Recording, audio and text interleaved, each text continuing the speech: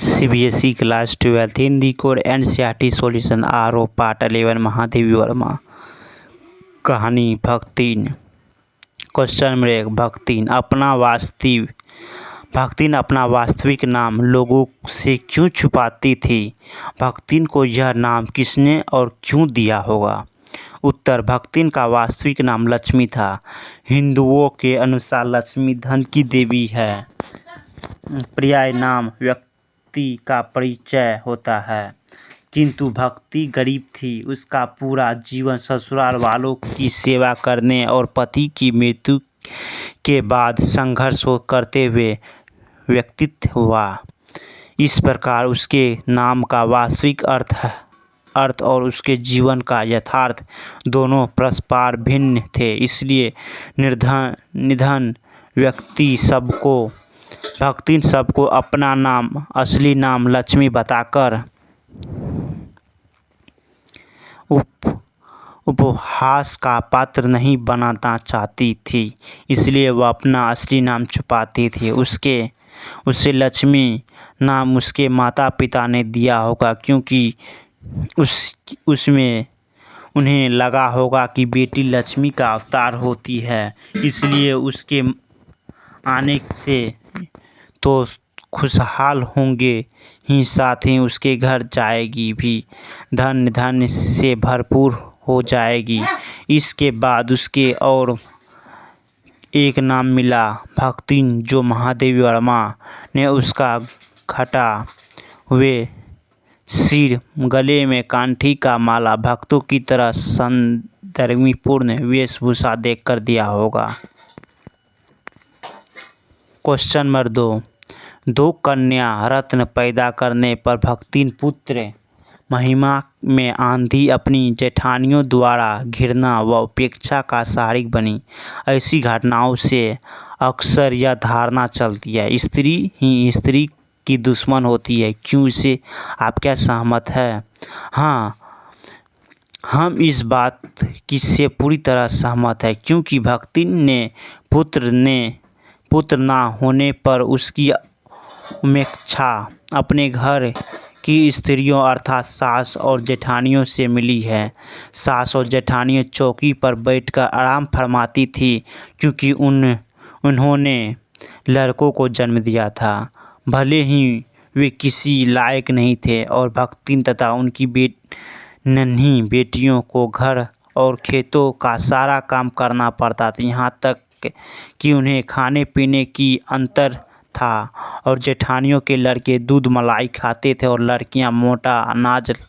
लड़कियों होने के बावजूद उसके पति का भक्तिन के प्रति स्नेह अभी भी कम नहीं हुआ।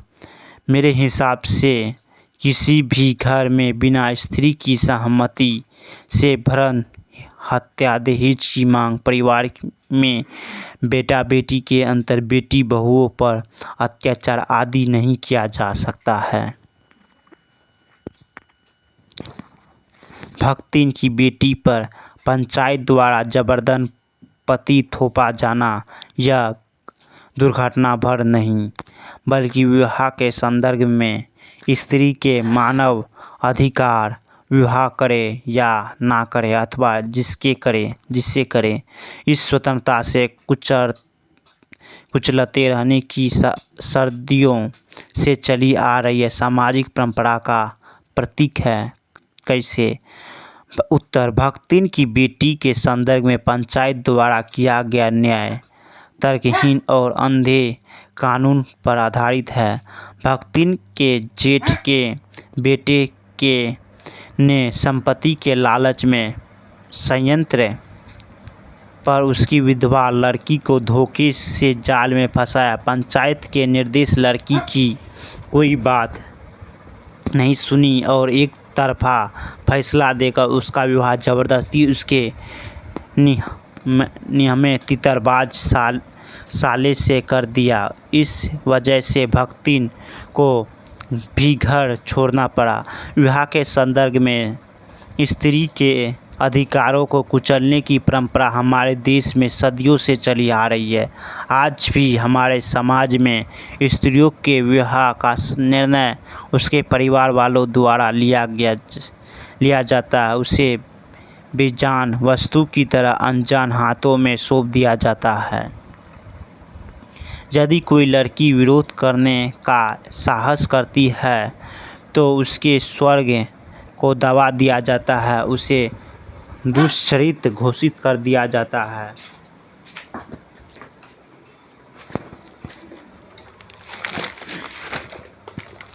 क्वेश्चन नंबर 4, भक्तिन अच्छी है या कहना कठिन होगा क्योंकि उसमें दुर्गुणों का अभाव नहीं। लेखिका ने ऐसा क्यों कहा होगा? उत्तर, यफी भक्तिन महादेवी की सेवा पूरी तरह मन में करती रहती है, गुणों के साथ साथ दुर्गम भी है। वह घर में इधर उधर पड़े रुपये पैसे भंडार घर की मटकी में छुपा देती थी और उसमें उस कार्य की चोरी नहीं मानती थी। महादेवी के क्रोध से बचने के लिए भक्तिन बात को इधर उधर करके बताने को झूठ नहीं मानती थी। अपनी बात की सही सिद्ध करने के लिए तर्क वितर्क भी करती थी।